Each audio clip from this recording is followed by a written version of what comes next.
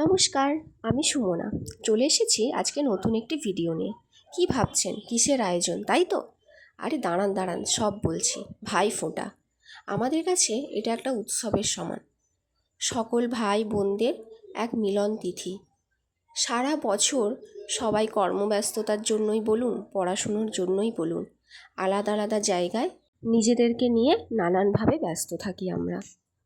এই ছোট্ট ছোট্ট অনুষ্ঠানগুলো আবারও আমাদের সবাইকে এক করে আর তৈরি করে হাজারো নতুন নতুন স্মৃতি, যেগুলো নিয়ে আমরা আবারও আগামী দিনগুলো কাটাতে পারবো।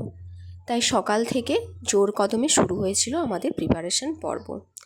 সমস্ত রান্নাবান্না কমপ্লিট করে শাড়ি পরে রেডি হয়ে ফোঁটার পর্ব শুরু করলাম। এই ছোট্ট ছোট্ট ভাইগুলো আশায় বসে থাকে কখন দিদিভাইয়ের কাছ থেকে ফোঁটা পাবো।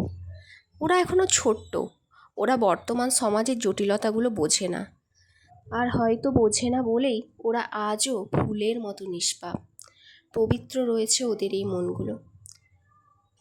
ফোঁটার যে থালাটা দেখছেন তাতে সাজানো ছিল সোনা, রূপো, গীতা, ঠাকুরের ফুল, ধান, দুর্ব আর প্রদীপ আর চন্দনের বাটি।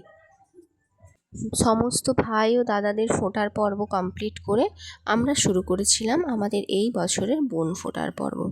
কি অবাক হচ্ছেন তাই না? বোন ফোঁটা এটাও আবার হয়? হ্যাঁ, আমাদের বাড়িতে এটাও হয়।